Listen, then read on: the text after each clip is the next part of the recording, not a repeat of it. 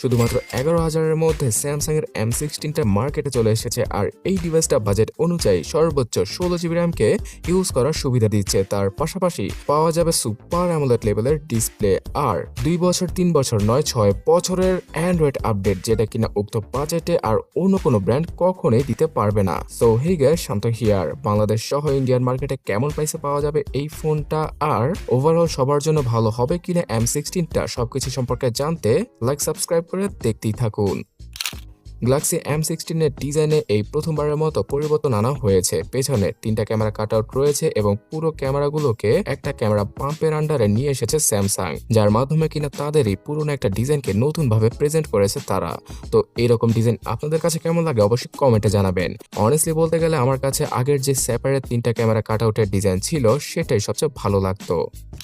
পুরোপুরি প্লাস্টিক বিল্ডের স্যামসাংয়ের M16-এ রয়েছে IP54 এর ওয়াটার আর ডাস্ট রেজিস্ট্যান্ট সুপার অ্যামোলেড লেভেলের ডিসপ্লেকে এবার ইউজ করেছে স্যামসাং তাদের M16-এ। তবে এখানে সবচেয়ে হতাশার বিষয় হচ্ছে গিয়ে নচ। আগলি টাইপের এই নচকে আবারও দিয়েছে স্যামসাং। তাছাড়া নিচের ফোনের নিচের চিন এরিয়াটা অনেকটাই মোটা, যার কারণে কিনা ফোনটার ফ্রন্ট লুকটা অনেকটাই আগলি লেগেছে আমার কাছে। সো এখানে অবশ্যই স্যামসাং যদি আগামীতে 5 হোল কাটআউটের ডিসপ্লে ইউজ না করে তাদের এই M17 অথবা M18 যেটা আগামীতে আসবে সেটাতে, তাহলে আমার মনে হয় না যে পাবলিক এরকম আগলি দেখতে একটা স্মার্টফোন কিনবে। কি বলেন আপনারা? অবশ্যই জানাবেন। 90Hz রিফ্রেশ রেট যুক্ত 6.7 ইঞ্চি সাইজের এই ডিসপ্লেটাতে 800 নিটসের হাই ব্রাইটনেস মোডটা রয়েছে আর পিক ব্রাইটনেসটা 1500 নিটসের কাছাকাছি চলে যায়। ফুল এইচডি প্লাস রেজুলেশন সহ বেশ কিছু ভালো জিনিসই রয়েছে এখানে, তবে 120Hzকে অনেকেই মিস করবেন।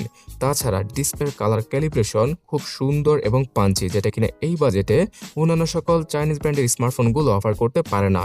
বাট এই নটযুক্ত ডিসপ্লে আসলে ডিসগাস্টিং লেভেলের লাগে। অ্যান্ড্রয়েড 15-এর সাথে আসা এই ফোনটা 16, 17, 18, 90 এবং 20-র উপরে আপডেট পেয়ে যাবে, যেটা কিনা অ্যামেজিং একটা ডিল। যদিও কিনা আমার মনে হয় না যে যারা কিনা এই ডিভাইসটা কিনবে তারা এই 6-7 বছর এই ফোনটা ইউজ করবে। One UI 7-এর চমৎকার কিছু অপটিমাইজেশন রয়েছে ফোনটার মধ্যে। যদিও কিনা S সিরিজ অথবা A সিরিজের মতো পুরোপুরি সবগুলো ফিচার পাওয়া যাবে না এই One UI 7-এ, তারপরও মোটামুটি ভালোই বলা চলে বাজেটের মধ্যে এই M16-এ থাকা One UI 7-কে। বেশ কিছু কাস্টমাইজেশনের ফিচার পাওয়া যাবে আর হ্যাং ল্যাগের দেখা তুলনামূলক কমই পাওয়া যাবে। আর স্যামসাং এর এই বাজেট ক্যাটাগরির স্মার্টফোনটা তো ভরে ভরে অ্যাডস এবং ব্লুটারের দেখা পেয়ে যাবেন আপনারা। সো সেগুলোকে বন্ধ করে নিলে অথবা রিমুভ করে ফেললে সবচেয়ে ভালো একটা ইউজার এক্সপিরিয়েন্স পাওয়া পসিবল। সো এখন আসি চিপসেট সেকশনে, যেটার জন্য অনেকে ওয়েট করছেন। মিডিয়াটেক ডাইমেনসিটি 6300 ইউজ করা হয়েছে এখানে। যদি 7000 সিরিজের কোনো চিপসেট ইউজ করা হতো অথবা 6400 ইউজ করা হতো তাহলে আরও কিছুটা বেটার হতে পারতো, বিকজ তাদের M15-এও সিমিলার চিপসেট ছিল। সো এই 5G চিপসেটটা 6 ন্যানোমিটার নড়ে তৈরি করা। মালির G57 MC2 জিপিউটা থাকায় টুকটাক গেমিং করা পসিবল হবে M16-এ। তার পাশাপাশি এখানে রেগুলার লাইফ ইউজ করার জন্য তেমন কোনো প্যারাই খেতে হবে না আপনাদের যদি নর্মালি ফোনটা ইউজ করেন। কিন্তু একসাথে 5-6টা অ্যাপ চালালে এবং টুকটাক গেমিং করলে কিছুটা ল্যাগের দেখা অবশ্যই পাওয়া যাবে। গেমিংয়ের কথা বললে PUBG গেমটা 40 FPS আর ফ্রি ফায়ার গেমটা হাই গ্রাফিক্সে খেলা পসিবল, তবে বেশিক্ষণ গেম খেললে ল্যাগ আর ফ্রেম ড্রপের দেখা ইজিলি পাওয়া যাবে এই বাজেট ক্যাটাগরির স্মার্টফোনটায়। 2টা 5G সিম অথবা একটা 5G সিমের সাথে একটা SD কার্ডকে 1000 GB পর্যন্ত ইউজ করা পসিবল হবে M16-এ।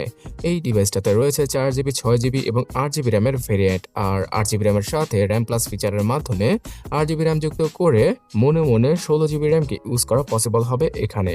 পাওয়া যাবে 128GB থেকে শুরু করে 256GBর ইন্টারনাল মেমোরি।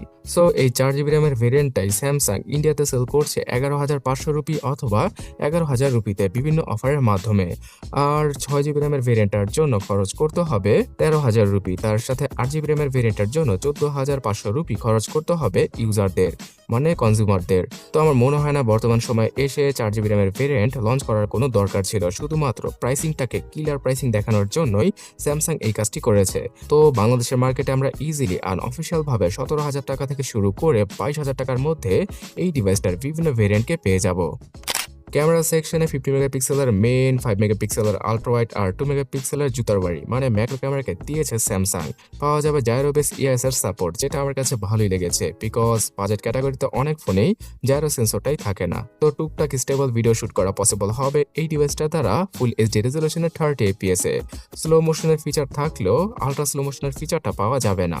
13 মেগাপিক্সেলের সেলফিকে দিয়ে দিয়েছে স্যামসাং। তো বাজেটের মধ্যে ক্যামেরা সেটআপগত দিক দিয়ে খুব ভালো কাজ করেছে তারা, এবং এখান থেকে xiaomi আর রিয়েলমির তুলনায় উক্ত বাজেটে ভালো ক্যামেরা কোয়ালিটি পাওয়া যাবে।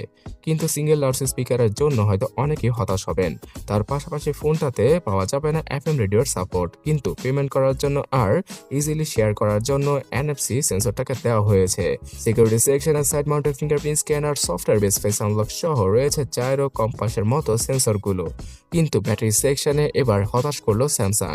আমরা অনেকে এক্সপেক্ট করছিলাম 6000 এমএএইচ ব্যাটারি থাকবে, বাট তারা 5000 এমএএইচ ব্যাটারি তার সাথে 25 ওয়াটের চার্জিং স্পিডকে দিয়েছে। সো চার্জারটা যেহেতু বক্সে পাওয়া যাবে না, তাই সেপারেটলি কিনতে হবে অথবা পুরনো চার্জারকে ইউজ করতে হবে, এবং একদিনের মতো ব্যাটারি ব্যাকআপ টেনে টুনে পাওয়া পসিবল হবে স্যামসাং M16 এ। ব্ল্যাক, গ্রিন, পিঙ্ক এই 3-4টা কালারে ইন্ডিয়ান মার্কেটে বর্তমানে এই ডিভাইসটা পাওয়া যাচ্ছে 11,000 রুপি থেকে।